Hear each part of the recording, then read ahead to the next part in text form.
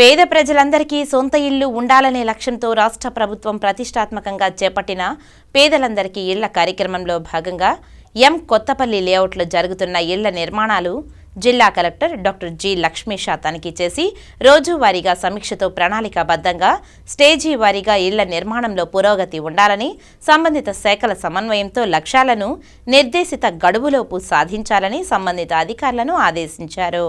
శనివారం ఉదయం చంద్రగిరి నియోజకవర్గం పరిధిలోని కొత్తపల్లి లేఅవుట్ ను కలెక్టర్ ఆకస్మిక తనిఖీ చేశారు. ఈ సందర్భంగా కలెక్టర్ మాట్లాడుతూ లేఅవుట్ లో తిరుపతి నగరపాలక సంస్థ పరిధిలోని పేదలకు మంజూరైన 5,924 ఇళ్లలో ఆప్షన్ 3 క్రింద చేపట్టిన 4,784 గృహాలలో పురోగతిలో ఉన్న మిద్దె స్థాయి, పైకప్పు స్థాయిలో ఉన్న 1036 గృహాలను త్వరితగతిన పూర్తి చేసేలా చర్యలు చేపట్టాలని, జల్ జీవన్ మిషన్ క్రింద ఇంటింటికి కొళాయి ఏర్పాటు పెండింగ్ వాటిని పూర్తి చేసేలా ఉండాలని సంబంధిత అధికారులను ఆదేశించారు.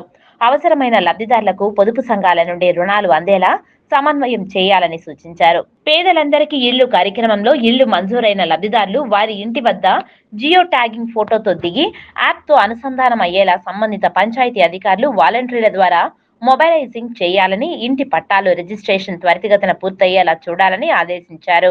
లేఅవుట్ లోని సిమెంటు, ఇటుకలు యూనిట్, కంకర యూనిట్లను పరిశీలించారు. ఇంజనీరింగ్ అసిస్టెంట్లు, సంబంధిత సచివాలయ సిబ్బంది పూర్తి స్థాయిలో బాధ్యతగా ఈ కార్యక్రమంలో పురోగతి భాగస్వాములు కావాలని ఆదేశించారు.